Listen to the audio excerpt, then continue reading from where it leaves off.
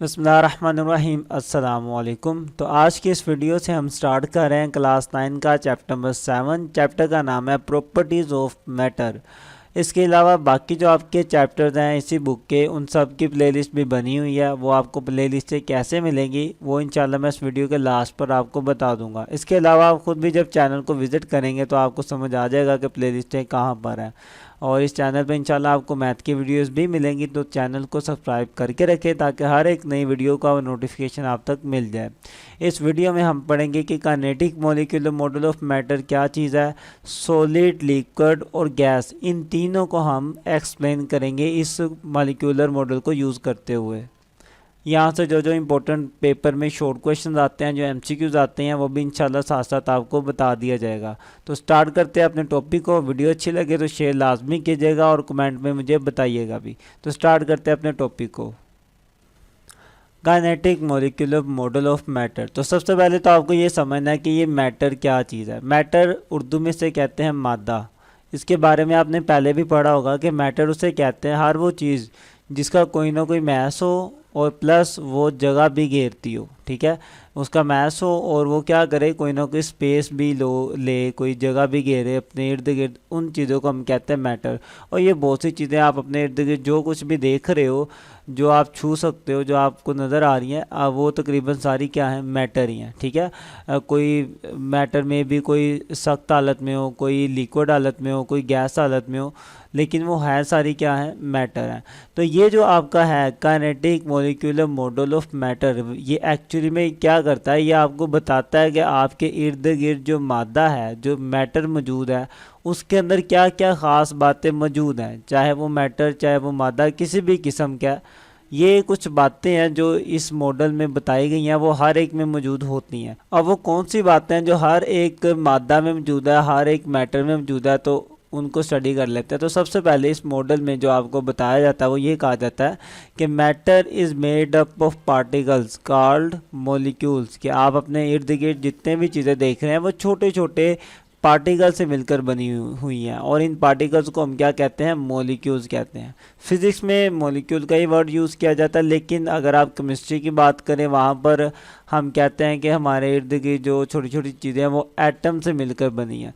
तो केमिस्ट्री में ज़्यादा डिटेल में बात करते हैं छोटे लेवल पर, तो इसलिए वहाँ पे एटम का वर्ड यूज़ किया जाता है। लेकिन अमूमी तौर पर आप अभी फ़िज़िक्स में हैं तो हम क्या कह सकते हैं कि हमारे इर्द गिर्द जितनी भी चीज़ें हैं वो क्या किससे मिलकर बनी हुई है, मॉलिक्यूल से मिलकर बनी हुई हैं।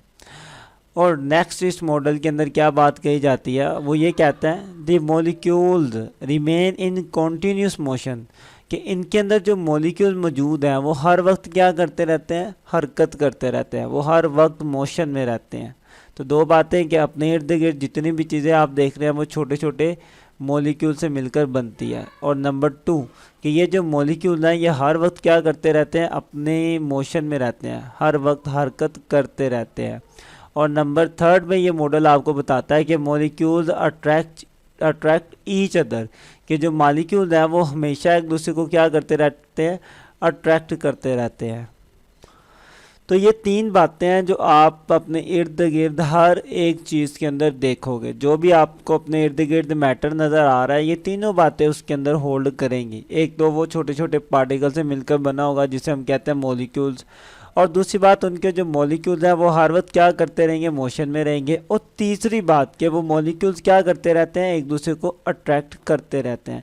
ये वो बातें हैं जो हर एक में मौजूद है, चाहे कोई लिक्विड हालत में है, चाहे कोई सॉलिड हालत में है, चाहे कोई गैस हालत में, हर एक हालत के अंदर, हर एक सिचुएशन में जो मैटर है उनके अंदर ये तीनों बातें मौजूद होती हैं। इसे हम कहते हैं kinetic molecular model of matter. अब इसी मॉडल को इस्तेमाल करते हुए हम बाकी जो स्टेट्स हैं मैटर की उनको अंडरस्टैंड करते हैं। स्टेट का मतलब क्या है कि हमारे इर्द गिर्द जो चीज़ें मौजूद हैं, यहाँ तो कोई सॉलिड है, या फिर कोई गैस है, या फिर वो लिक्विड हालत में है, ऐसे ही है। तो हम इन तीनों को अच्छे से स्टडी करते हैं इन्हीं ख़ास बातों को यूज़ करते हुए। तो सबसे पहले स्टडी करते हैं हम सॉलिड को, देखते हैं कि सॉलिड उनका स्ट्रक्चर कैसा बना होता है। सॉलिड जैसा कि आप देख सकते हैं कि कोई पत्थर हो आपके इर्द गिर्द, कोई चम्मच है, ये पेंसिल है, ये सारी चीज़ें क्या है हमारी सॉलिड हैं, सख्त है। तो ये सारी चीज़ें क्या है हमारी सॉलिड्स में आती हैं। जो आप अपने इर्द गिर्द चीज़ें देख रहे हो जो सख्त होती हैं उन्हें हम सॉलिड कहते हैं। उर्दू में इसे कहते हैं ठोस। अगर इनके अंदर मॉलिक्यूल्स जो होते हैं उनको स्टडी किया जाए कि इन सॉलिड्स के अंदर मॉलिक्यूल्स किस तरह से आपस में जुड़े होते हैं, तो वो आप इस डायग्राम से देख सकते हैं कि जो जितने भी इनके मॉलिक्यूल्स होते हैं वो बहुत ज़्यादा एक दूसरे के करीब करीब होते हैं। ठीक है, काफ़ी ज़्यादा एक दूसरे के करीब होते हैं और बहुत ज़्यादा मजबूती से एक दूसरे के साथ जुड़े होते हैं। तो इन दोनों के बीच में, इन तमाम मॉलिक्यूल्स के बीच में जो फोर्स ऑफ अट्रैक्शन है वो बहुत ज़्यादा होती है। तो ये बात जहन में रखें कि जो सॉलिड्स होते हैं, सॉलिड्स में मॉलिक्यूल्स के दरमियान फोर्स ऑफ अट्रैक्शन बहुत ज़्यादा होती है, जिसकी वजह से क्या होता है कि कोई भी मॉलिक्यूल अपनी जगह छोड़कर किसी दूसरी जगह पर नहीं जा सकता। वो जहाँ पर है वहीं पे रहेगा, क्योंकि इसके इर्द गिर्द जो मॉलिक्यूल्स मौजूद हैं वो बहुत ज़्यादा अट्रैक्शन के साथ जुड़े होते हैं। तो कोई भी मॉलिक्यूल एक दूसरे को छोड़कर कोई नई जगह पर नहीं जा सकता। तो जब मॉलिक्यूल ही मूव नहीं कर सकते तो इसका मतलब ये होगा कि ये जो सॉलिड्स हैं इनकी शक्ल तब्दील नहीं होती। आप देख सकते हैं अपने इर्द गिर्द में, आपकी आम सी ऑब्जर्वेशन है कि जो भी सॉलिड होते हैं उनकी शक्लें तब्दील नहीं होती। हाँ, अगर आप बहुत ज़्यादा फोर्स लगाएं तो फिर हो जाती है, अदरवाइज़ इनकी शक्ल चेंज नहीं होती, जैसी है वैसी रहती है। तो वो वैसी क्यों रहती है? क्योंकि इनके एटम्स के, इनके मॉलिक्यूल्स के दरमियान जो फोर्स ऑफ अट्रैक्शन है वो ज़्यादा होती है और ये अपनी जगह छोड़कर कहीं पर मूव नहीं करते। और नंबर 2 कि ये जो मॉलिक्यूल्स होते हैं ये अपनी जगह पर रहते हुए ही वाइब्रेट करते हैं। ठीक है, अपनी जगह पर रहते हुए क्या करते रहते हैं? वाइब्रेट करते रहते हैं। तो मैं कह सकता हूँ कि मेरे जो सॉलिड्स हैं, मेरे पास जो सॉलिड चीज़ें होती हैं उनकी क्या होती है? फिक्स शेप होती है। उनकी शेप फिक्स होती है, उनकी शक्ल तब्दील नहीं होती। वो जिस शक्ल के होते हैं उसी शक्ल के रहते हैं। और दूसरी बात ये है कि उनका जो वॉल्यूम है वो भी क्या होता है? फिक्स होता है।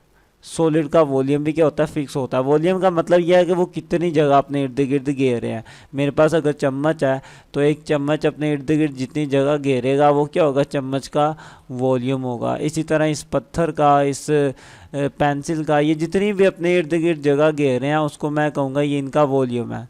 तो जब इनकी शक्ल ही तब्दील नहीं होनी, ये जितने हैं उतने ही रहने हैं, तो इनका वॉल्यूम भी क्या होगा? फिक्स होगा। तो पेपर में ऐसे ही क्वेश्चन पूछे जाते हैं कि सॉलिड का फिक्स वॉल्यूम होता है कि नहीं होता, तो आप कहेंगे जी होता है। उसकी फिक्स शेप होती है कि नहीं, तो आप कहेंगे होती है। तो ये बातें एमसीक्यूज में पूछी जाती हैं, तो ये आपको अच्छे से आनी चाहिए। तो यहाँ तक हमने सॉलिड के स्ट्रक्चर को अच्छे से पढ़ लिया। अब बात करते हैं लिक्विड्स की कि लिक्विड का स्ट्रक्चर कैसे होता है। अब बात करते हैं लिक्विड्स की। लिक्विड मतलब माया। माया मतलब ऐसी चीज़ें जो कि पानी की हालत में होती हैं, जो पिघल सकती हैं, जो बह सकती हैं। जैसे कि आपके पास कोई कोल्ड ड्रिंक है, आपके पास दूध है, वो भी एक लिक्विड है। ठीक है, और ये पानी है ग्लास में, वो भी सारा क्या है? लिक्विड है। तो ये सारी चीज़ें लिक्विड होती हैं जो कि बह सकती हैं, तो इनको हम कहते हैं लिक्विड। अब लिक्विड का स्ट्रक्चर कैसा होता है ये समझे। तो डायग्राम की मदद से आप इनके स्ट्रक्चर को अच्छे से समझ सकते हैं कि लिक्विड्स में क्या होता है कि लिक्विड्स के जो मॉलिक्यूल्स हैं वो एक दूसरे से दूर दूर होते हैं। आप देख सकते हैं कि इनके दरमियान जो फासला है वो काफ़ी ज़्यादा होता है। जैसा कि सॉलिड्स में आप देख रहे थे कि फासला बहुत कम था, इनके दरमियान फासला होता है ज़्यादा। अब ये ज़्यादा क्यों होता है? ये ज़्यादा इसलिए होता है क्योंकि इनके दरमियान जो फोर्स ऑफ अट्रैक्शन है ना वो बहुत कमज़ोर होती है। सॉलिड की निस्बत इनके दरमियान फोर्स ऑफ अट्रैक्शन क्या होती है? कमज़ोर होती है।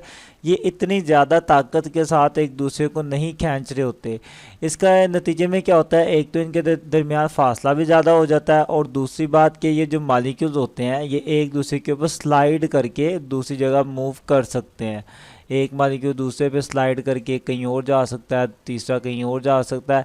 तो इस तरीके से ये सारे मॉलिक्यूल्स क्या कर सकते हैं? एक अपनी जगह तब्दील कर सकता है एक दूसरे के ऊपर स्लाइड करके।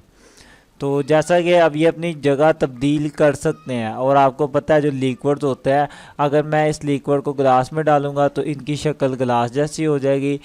इनको जिस भी बर्तन में डाला जाता है इनकी शक्ल बिल्कुल वैसे ही हो जाती है। तो मैं कह सकता हूँ कि मेरे पास जो लिक्विड्स हैं इनकी बाकायदा कोई शक्ल नहीं होती, कोई शेप नहीं होती।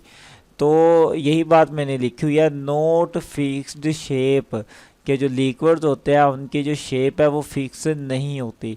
लेकिन लेकिन एक चीज़ इनकी फिक्स होती है, वो है इनका वॉल्यूम। देखें इस गिलास के अंदर जितना लिक्विड है, तो ऐसा तो नहीं ना होगा कि मैं अगर इस लिक्विड को ऊपर से दबाऊं किसी तरीके से, तो ये लिक्विड पहले इतना था, जब मैंने इसको दबाया तो वो दब के कम हो गया। ऐसा नहीं होगा, वो जितना है उतना ही रहेगा, मज़ीद दबेगा नहीं। तो जब वो मज़ीद प्रेस ही नहीं होगा तो उसका वॉल्यूम भी क्या होगा, कम नहीं होगा। जितनी वो जगह घेरा है उतनी तो उसने घेरनी ही घेरनी है। आप ऊपर जितना मर्जी प्रेशर डालते रहे, जो पानी है वो कंप्रेस नहीं होगा। लिक्विड्स बहुत कम कंप्रेस होते हैं, थोड़ा सा कंप्रेस हो भी जाते हैं, लेकिन उसको आप निगलेक्ट कर सकते हो, आप इग्नोर कर सकते हो। तो मोस्टली लिक्विड्स क्या होते हैं, वो उनका वॉल्यूम फिक्स होता है, ठीक है। वो जितनी जगह उन्होंने घेरनी है वो उतनी घेरेंगे ही घेरेंगे।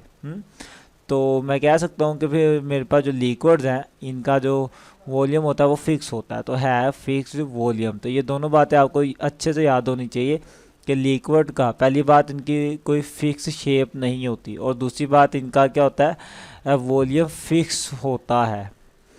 ये भी पेपर में आता है कि जो लिक्विड्स है इनका वॉल्यूम फिक्स होता है कि नहीं होता, तो आपको आना चाहिए कि इनका वॉल्यूम फिक्स होता है, ठीक है।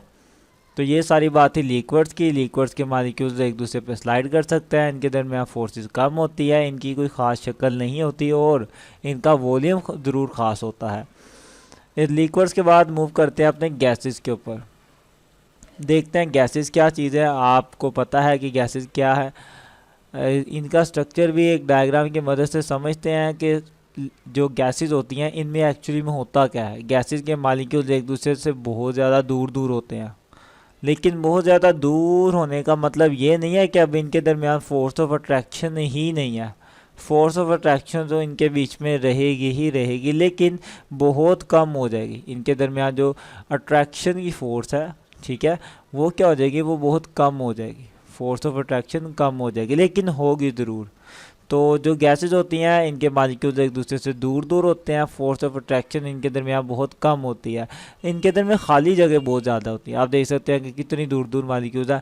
अब ये जो खाली जगह हैं, मैं क्या करूं, मेरे पास अगर गैस मौजूद है इस सिलेंडर के अंदर, ये सारी मेरे पास गैस मौजूद है, मैं अगर इस गैस को कंप्रेस करना चाहूँ, मैं इसके ऊपर फोर्स लगाऊँ, तो ये गैस कंप्रेस होकर छोटी भी हो सकती है, ठीक है। कंप्रेस पहले गैस मेरी इतनी थी, जब मैंने फोर्स लगाई तो वो कंप्रेस होकर इतनी होगी। तो जो गैस होती है आप उसको कंप्रेस कर सकते हो। कंप्रेस गैस इसलिए हो जाती है क्योंकि इसके जो मालिक्यूल्स हैं उनके दरमियान क्या होता है, फासला ज़्यादा होता है। तो जब आप कंप्रेस करेंगे तो मालिक्यूल्स एक दूसरे के करीब करीब आ जाएंगे, और जो इतनी ज़्यादा जगह घेरी होगी इन्होंने, वो फिर जगह कम हो जाएगी। तो कंप्रेस करने से इनका क्या हो जाता है, वॉल्यूम कम हो जाता है। तो मैं फिर कह सकता हूँ कि गैसेस का जो है वो वॉल्यूम फिक्स नहीं होता। गैसेस का कभी कम जगह में भी इकट्ठी कर सकते हो आप उसको बड़े से बड़े सिलेंडर में डाल के भी इकट्ठा कर सकते हो, या किसी छोटे सिलेंडर में डाल के भी एक जगह पर रख सकते हो। तो मतलब ये है कि आप गैसेस को दबा सकते हो, प्रेस कर सकते हो, तो इसलिए उनका जो वॉल्यूम है वो भी क्या होगा, फिक्स नहीं होगा। यही बात लिखी हुई है कि gases have not fixed volume, इनका कोई वॉल्यूम फिक्स नहीं होता। और एक और चीज़ कि इनकी जो शक्ल है वो भी फिक्स नहीं होती। ये सिंपल सी बात है कि gases have not fixed shape, तो गैसेस की शक्ल भी फिक्स नहीं होती, और इनका जो वॉल्यूम है, वॉल्यूम का मतलब है कि कितनी जगह घेरनी है, वो भी फिक्स नहीं होता, ये कितनी जगह घेरेंगे। देखिए ना, अगर मेरे पास 2 सिलेंडर था मुख्तलिफ साइज़ के, तो जितनी गैस मेरी इस सिलेंडर में है वही सारी की सारी गैस मैं अपने छोटे सिलेंडर में भी डाल सकता हूँ। बस क्या होगा, इस सिलेंडर में गैस मेरी इजीली आ जाएगी। यहाँ पे जब मैं डालूंगा तो गैस का प्रेशर ज़्यादा हो जाएगा, क्योंकि मैं गैस को बहुत दबा कर कंप्रेस करके बीच में डालूंगा, लेकिन आ तो जाएगी ना। तो देखिए पहले गैस ने इतनी जगह घेरी हुई थी, अब जो नया सिलेंडर उसमें उसने जो जगह वो कम घेरी हुई है। तो मतलब क्या हुआ कि गैसेस का जो वॉल्यूम है वो आप तब्दील कर सकते हो। तो ये सारा स्ट्रक्चर था सॉलिड का, लिक्विड का, गैसेस का। इनके अंदर छोटी छोटी इंपॉर्टेंट बातें थी। ये खुद भी एक इम्पोर्टेंट टॉपिक है, पेपर में पूछा जाता है। सॉलिड्स के बारे में बताएं, लिक्विड्स के बारे में बताएं, तो आप सिंपल बता देंगे कि लिक्विड्स के मालिक्यूल में फोर्स ऑफ अट्रैक्शन कितनी है और वो स्लाइड कर सकते हैं। मतलब वही बातें जो मैंने आपको बताई हैं वही आपको लिख देनी है। अगर आपके माइंड में कोई क्वेश्चन हो तो आप ज़रूर करें। आपने अभी तक पढ़ा सॉलिड, लिक्विड और गैस। एक फोर्थ स्टेट भी होती है जिसे हम कहते हैं प्लाज्मा। वो इंशाल्लाह हम अपनी नेक्स्ट वीडियो में पढ़ेंगे कि प्लाज्मा क्या चीज़ है, ये कैसे बनता है, ये सारी स्टोरी प्लाज्मा की इंशाल्लाह हम अपनी नेक्स्ट वीडियो में ज़रूर पढ़ेंगे। तो आपने अगर वो वीडियो लेनी है तो आप उसे सर्च कर सकते हैं कि प्लाज्मा बाय सर्च नाम। उसके अलावा आप चैनल पर जाके इस प्लेलिस्ट में भी उस वीडियो को फाइंड आउट कर पाओगे। वीडियो अच्छी लगे तो ज़रूर शेयर करें और मुझे कमेंट में बताएं भी। मिलते हैं इंशाल्लाह नेक्स्ट वीडियो में, तब तक के लिए अल्लाह हाफिज़। और अपने सब्जेक्ट की प्लेलिस्ट हासिल करने के लिए सबसे पहले अगर सब्सक्राइब नहीं किया तो वो कर दें, साथ ही बेल आइकन को भी दबा दें और ये प्लेलिस्ट वाले ऑप्शन पे आएँ, इस पर क्लिक करेंगे तो थोड़ा सा स्लाइड करें। सबसे पहले आपको न्यूमेरिकल की प्लेलिस्टें मिलेंगी, उसके बाद 9th मैथ की सारी प्लेलिस्टें इंशाल्लाह इधर आएंगी, फिर 10th मैथ की सारी प्लेलिस्टें, 11th की और 12th मैथ की भी सारी प्लेलिस्टें इंशाल्लाह यहाँ आएंगी। उसके नीचे फ़िज़िक्स की प्लेलिस्ट है, पहले 9th क्लास की और उसके बाद 10th क्लास की फ़िज़िक्स की प्लेलिस्टें होंगी।